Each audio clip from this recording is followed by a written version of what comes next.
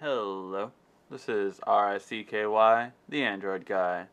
Today I'm going to be going over the Acer Iconia A100. This is Acer's current 7-inch tablet on the market, and it's been doing okay. A lot of mixed feelings about this one, simply because this is the tablet in the middle between the Kindle Fire and the Samsung Galaxy 7.0. So in between both price and it seems like quality, it seems like to be right in the middle. So let's go over this tablet. First, at the very top, we do have our power button and our headphone jack.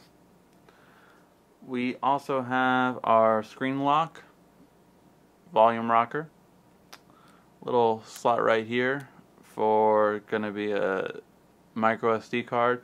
And it seems like it was a SIM card slot, which is only in the international version, however, where you can use it as a phone overseas. And right here on the bottom, we have a couple of nice ports, one being micro HDMI, micro USB, as well as a proprietary power connection, which is unfortunate. We do like it when the power connections aren't always proprietary, so you can use it for different products. Unless you have a slew of Acer tablets, nothing else uses this port. Where at least is when other companies use proprietary, such as like the Samsung, they keep it for all of their tablets, future or past, which just goes more along the way if you've been around longer that you have things that can adapt to it. So in terms of the interface, it's for the most part stock Android. Very simplistic in the way it looks, very just the way it is. Just comes with a couple of built-in apps, which seems to be their version of having their own interface. In terms of screen quality, colors are very, while natural looking, very dull. The main thing that means to be the Achilles heel of this tablet is that its color reproduction is very, very low in comparison to other tablets. Even the Kindle Fire, I would say, has a little bit more punchier, stronger colors in comparison to this tablet. So let's go over a couple of things. One is Acer's apps. Acer's apps that come with it built in are going to be right down here. And some are useful, some seem very not sure why they were put in exactly. Like you're kind of looking at them like, why is this here? And that's going to be a couple of their apps, just because you have their interface, it seems like, which is you tap over to the side and you have your games, you have your multimedia, you have your social, and you have your reading. I mean, this would have been great if they wanted to make it their own kind of tablet. It's kind of reminiscent of the Nook and how it's laid out. But in terms of practicality, I mean, you have to add apps to each of these. So you have to add, oh, I want this game to be in here now, and so I can see it here. It just doesn't seem very useful for the most part. So not really sure why Acer did that. And that goes along with e-reading, games, social, and multimedia. You have to add all these. You have to add, though, every time you download a game, you would put that game in there instead of actually just already having it on your apps tray.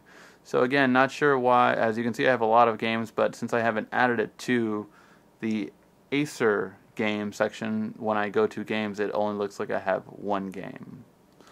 Again, not really sure why they did that. It's just something that they have. They do have a pretty simplistic planner, which you can interface with your Gmail account, which is nice. Just simple, nice planner, so you can go for your daily task.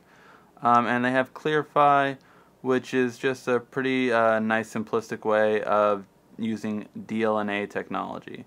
DLNA, of course, is technology that allows you to connect your tablet with your computer and your TV wirelessly. So if you haven't checked out a review on how to use DLNA, make sure you do that. So you can learn how to wirelessly connect to your TV. Now, in terms of other things, you're going to have camera built in on the front and on the back.